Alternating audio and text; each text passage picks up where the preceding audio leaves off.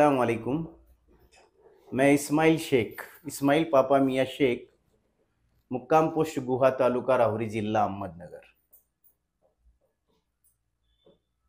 अब मैं मराठी में बात करना चाहूँगा क्योंकि मेरी उर्दू अरबी इतनी अच्छी है नहीं।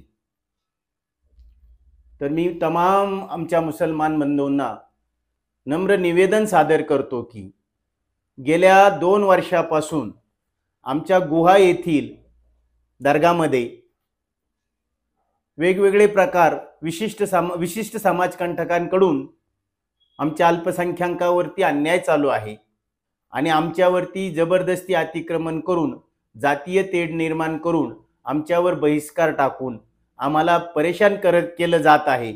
आणि ज्यावेळेस ही परेशानी आमच्या डोक्यापेक्षा जास्त झाली त्यावेळेस आम्ही अहमदनगर जिल्ह्यातील सर्व स्तरातील सर्व लोकप्रतिनिधी, सर्व समाजसेवक आणि सर्व यांच्याकडे मी स्वतः आमचे मूळ कागदपत्र घेऊन जे आमचे रजिस्ट्रेशन आहे, जी आमची सनद आहे दर्गाची आणि मस्जिदची पण, ते सर्व घेऊन मी संबंधितांपर्यंत पोहोचलो आणि न्यायाची मागणी केली आणि आम्हाला थोडंसं पाठबळ द्या अशी प्रत्येक वेळी विनंती केली।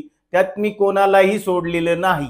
आता मला हे स्पष्टीकरण देण्याचं कारण असं आहे की माझ्या सोशल मीडियावरती एक पोस्ट व्हायरल झाली आणि ती पोस्ट जी आहे लोकसभा निवडणूक दक्षिण मतदारसंघ 37 दक्षिण मतदारसंघ अहमदनगर उर्फ अहिल्यानगर असं म्हणतात याच्या बाबतीत आहे की त्यामध्ये की MIMचे अहमदनगर जिल्ह्याचे जे प्रमुख आहेत MIMचे डॉक्टर परवेज अशरफी यांनी लोकसभेसाठी आपला उमेदवारी अर्ज सादर केला आणि ते सादर केल्यानंतर 3 दिवस त्यांनी तो ठेवला आणि 29 तारखेला त्यांनी तो फॉर्म काढूनही घेतला।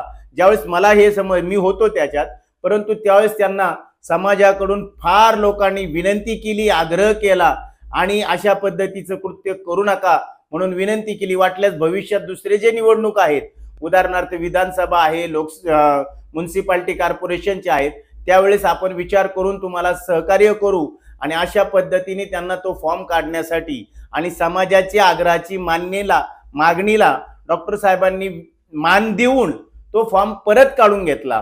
परंतु त्याचा परिणाम असा झाला की ते आता सोशल मीडियावरती काहीच्या काही त्यांच्यावरती आरोप घेतले जात आहेत आणि त्या आरोपामध्ये गुहाचाही आरोप घेतला गेलेला आहे की डॉक्टरांनी गुहाच्या मध्ये त्यांची जी ट्रस्टी आहेत त्या ट्रस्टीमध्ये त्यांचं नाव समाविष्ट करण्यासाठी प्रयत्न केलेत आणि त्याचा उद्देश त्यांच्या डोळ्यासमोर 40 एकर आहे असं कंसात टाकून त्यांनी ते ॲलिगेशन केलेलं आहे आणि त्यामुळे मला हा खुलासा देणं क्रमप्राप्त आहे। त्यामध्ये मी तुम्हाला प्रामाणिकपणे आणि परमेश्वराला साक्षी ठेवून निश्चित सांगतो की मी ज्यावेळेस माझ्या गुहाची फाईल सर्व लोकांपर्यंत घेऊन गेलो तर सर्व लोकांनी व्यक्ती तोरपर वेळेपुरतं मला मदत केली, पण मी म्हणत नाही, पण नंतर त्यांनी ते प्रकरण पाहिलं की याच्यामध्ये काय तथ्य आहे, याच्यामध्ये खरे बॅकिंग कोणाची आहे, प्रशासन कोणाच्या बाजूने आहे, पोलीस डिपार्टमेंट कोणाच्या बाजूने आहेत आणि ह्या सगळ्या गोष्टी शहानिशा केल्यानंतर हळूहळू एकेकांनी मला मदत करणं सुद्धा थांबवलं। आपण समजदार आहात यातनं समजून घ्या। परंतु डॉक्टर परवेज अशरफी जे आहेत यांनी पहिल्या दिवसापासून आम्हाला व्यक्तिशः आम्हाला या प्रकरणामध्ये पूर्ण ते सहकार्य विनामूल्य केलेलं आहे आणि अशी बरीच उदाहरणं आहेत की जिथं पैशांचा विषय आलेला आहे तिथं डॉक्टर साहेबांनी स्वतः पैसे सहन केलेले आहेत। झेरॉक्स काढायचे असतील, चहा प्यायचा असेल तर असे छोटे मोठे खर्चही डॉक्टर साहेबांनी मला करू दिले नाहीत आणि त्यांनी त्यांच्या स्वतःच्या खिशातले पैसे लावून होणाऱ्या अन्यायाला विरोध करण्यासाठी स्वच्छ हेतूने त्यांनी आम्हाला मदत केलेली आहे। आणि ज्यावेळेस त्यांच्यावरती असे आरोप केले जात आहेत आणि विशेषतः आमच्याच समाजातून केले जात आहेत तर ते आमच्याच समाजाचे लोक का करतायत की बघा जनरली असं चाललेलं आहे की फॉर्म भरला की पैसे येतात, फॉर्म काढला की पैसे जातात। आता माझा काही राजकीय पिंड नाहीये, परंतु मला हे ऐकायला मिळते तसंच ह्या लोकांना वाटलेलं आहे की डॉक्टर साहेबांना कुठून तरी पैसे आले, इकडून आले तिकडून आले आणि त्या पैशातला वाटा आपल्याला मिळावा म्हणून ह्या पद्धतीनं यांनी हा खेळ मांडलेला आहे। आणि अशा वेळेत आपण जर आपापसातच भांडून आमचेच दुखणे लोकांसमोर ठेवणार असू तर दिस इज नॉट गुड, हे चांगलं नाहीये। आम्हाला याची उत्तरं परमेश्वराकडे द्यावी लागतील. तरी मी कृपया विनंती करतो सर्व समाजाला की जे कोण ॲलिगेशन करणारे, आरोप करणारे असतील किंवा डॉक्टर परवेज आसरफी स्वतः असतील किंवा आणखीन कोणी असेल, यांनी समोरासमोर बसावा आणि आपापसामध्ये जे काही गैरसमज झालेले आहेत की पैसे आले गेले, डॉक्टरने एकट्याने दाबले, आम्हाला नाही दिले किंवा आम्हाला मिळाले, ह्या जे आरोप होत आहेत हे बिनबुडाचे आरोप आहेत. तरी कृपया या बाबतीत जे काही गैरसमज असतील ते सरळ सरळ बसून मिटून घ्यावेत. आणि या संदर्भात मी डॉक्टर आशरफी साहेबांशी अप्रोच झालेलो आहे, त्यांना भेटलेलो आहे. भ्रमणध्वनीवरती म्हणा किंवा प्रत्यक्षात तुम्ही त्यांच्याशी डिस्कस केलेलं आहे. तर त्यांचं म्हणणं असं आहे की मी परमेश्वराला साक्षी ठेवून सांगतो की कसल्याही पद्धतीचे मला पैसे आलेले नाहीयेत. फक्त भविष्यात चांगला नेता उभारतोय आणि हे कोणाला तरी देखवत नाहीये, मग त्याला कशा पद्धतीने खच्चीकरण करायचं त्याचं हे षडयंत्र असू शकतं, असं मला त्यांच्या चर्चेनंतर निष्पन्न झालेलं आहे.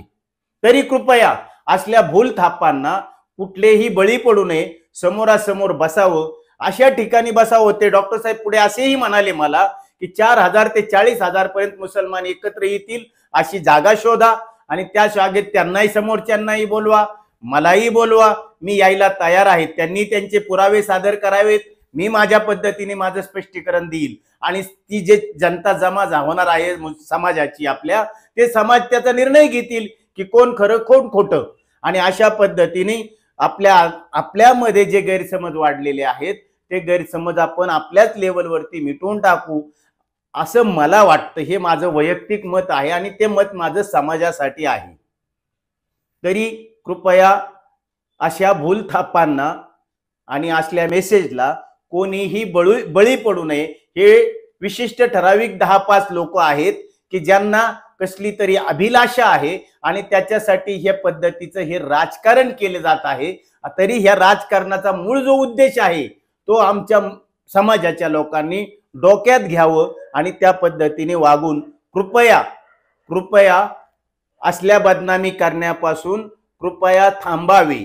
आणि आणखीन पुढे जाऊन मी एक विनंती करेल सर्व समाजाला की सध्या लोकसभा 2024 निवडणूक लागलेली आहे, सार्वत्रिक निवडणूक.